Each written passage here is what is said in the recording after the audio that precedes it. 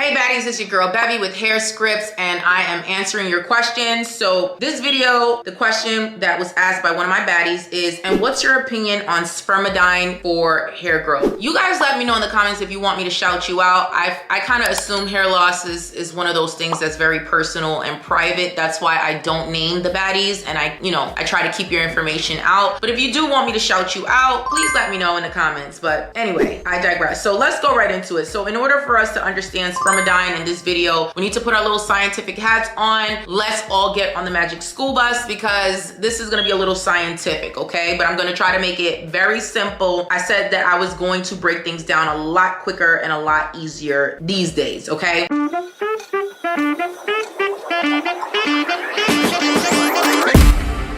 So first and foremost, what the heck is Spermidine, okay? I'm gonna look at my notes because I have to, otherwise I'll just talk forever. Okay, so what is Spermidine? Basically, it's a naturally occurring polyamine molecule found in cells throughout the body. It is responsible for autophagy, AKA cellular cleanup, and I have a video that talks about autophagy and cellular cleanup, but I'll briefly talk about it, and protein synthesis, right? Okay, what the heck is any of that, okay? Autophagy is when your cells are removing all the bad cells from your body. Autophagy is key, is very important for kind of prophylactically combating things like cancerous cells, right? The process of autophagy is kind of like, let's call them cleanup men. It's like the cleanup crew. It's like the maintenance crew that's coming in to remove all the bad cells from your body that's no good, right? And so you have to be healthy to kind of make sure that autophagy is functioning at its optimal, right? Autophagy is something that naturally occurs within our body. Obviously, because of molecules like Spermidine that we have, it's naturally happening. But as you age, like everything else, like as you age, you lose estrogen, you lose collagen, like let's keep going, like keep it going, right? Wetness, if you know what I mean, you know what I'm saying? Like everything just starts to deteriorate as you age. I don't know who made it that way, but then you have to start doing things to combat it. You have to start doing things to regenerate. And one of the best ways to kind of get autophagy to start autophagizing, that's not a word, but I made it up, is intermittent fasting. This is not that video. I'm not about to go into that. Go watch my intermittent fasting videos where I talk about autophagy and all that. The second process, which is going to be most important for you guys to understand, is called protein synthesis. Very simple. Simply put, is when protein, it's like Legos, okay? Your cells are building amino acids. They're coming together and they're creating like these structures, okay? Why is protein synthesis important for your hair? Because your hair is made up of a protein called keratin, and all these amino acids build together to create the structures of your hair, right? Without protein synthesis, and you're not being able to build up these permanent structures for your hair, you basically have weak, brittle hair that's shedding, that's breaking, that's all of the above. All these protein products and all these bond repair products that are coming out in the market are designed to really fortify keratin and really help with the amino acids and the building blocks, aka protein synthesis, to get your hair structure to form so that you can have bouncy hair, so you can have all this, all that, all the other, okay? Hey baddies, it's your girl Bevy, and I'm interrupting you really quickly because I have to ask this very important question. Why am I not at 100K subscribers yet? Let's keep it a buck. I'm giving you real content. I'm dropping game for free, and I have loads of comments, okay? Loads of comments from my baddies saying that my content has helped them on their path to hair regrowth, okay? Effective hair regrowth. So please, okay, help a sister out. Start liking, okay? Liking these videos to help me in the algorithm. Subscribe to this channel. Share this content with your friends that may or may not be honest about whether or not they need my help, okay? And most importantly, I'm dropping a hair growth serum very, very soon. Please click the link down in the description box, okay? And leave your information so that you can be the first to know.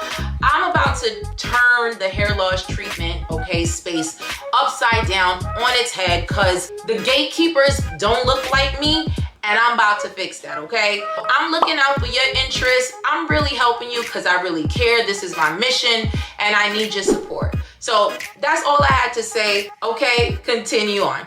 So as you age, you start to lose spermidine, okay? Your levels decrease as you age and it can cause hair loss. Now remember, all these things that I'm talking about, these are things that are presented throughout the entire body. I speak about these things specific to hair growth and hair loss, okay? Which are not interchangeable. Let's stop using it interchangeably. So now this person asks, what do I think about spermidine for hair growth? Well, let's see what the studies say. These studies on human hair follicles and stem cells shows that spermidine can lengthen the hair growth phase, the anagen phase, and promote hair shaft elongation. Also in human studies, right, which is way more desirable than like studies in mice, a 90-day study on human subjects found that spermidine supplements increase hair follicle count and reduce hair loss. Now, that's pretty promising, but on the flip side, it shows that there's limited research. The mechanism of action, aka how does it work, is still very unclear, and they still don't exactly know what dosage you need to take of these supplements for it to have this optimal effect on hair growth, right? And so let me kind of break this down a little bit more before I kind of tell you my opinion, but like I said, I'm trying to keep these videos short and get straight to the point. So the benefits of spermidine for your hair, again, like I've always said in many videos, the key to hair growth is activating the anagen phase, and then the second part of that is elongating the anagen phase, right? So you want to activate the anagen phase of the hair growth cycle. The hair growth cycle is comprised of 3 phases: anagen, catagen, telogen. Anagen is the hair growth part that's activated a lot when you're pregnant, right? Because your hormones are conspiring to activate this phase. Your hair is in like full growth mode, is in beast mode. That's why when you just, you know, you have that baby, or your hair is just so thick and long and beautiful from being pregnant, because all your hormones are conspiring together to get you into anagen phase. And because those same hormones are activated throughout the entire pregnancy, you are literally just you've elongated that anagen phase, and you're in hair growth mode all that time. The other part of the hair growth cycle is catagen, which is just the resting part. Some of your hair follicles are resting at this point. It's not growing, it's not falling, it's just resting because it's about to transition into the telogen phase, which is the shedding phase. It is completely natural for us to go into shedding, for certain follicles to be at shedding at different times in the hair growth cycle, because you have to replenish and start anew. The problem is when you have something called telogen effluvium, that's excessive shedding that's caused by stress, by something like childbirth, when there's a shock to the body, sickness, etc., right? I can go on. So when you're shedding excessively, when you know that your hair is coming out, that's telogen effluvium. That's not okay. That's not normal. You have to get that checked. And so going back to anagen, spermidine, studies showed that spermidine can activate the anagen phase and keep you in anagen phase, obviously, as long as you're using it, which can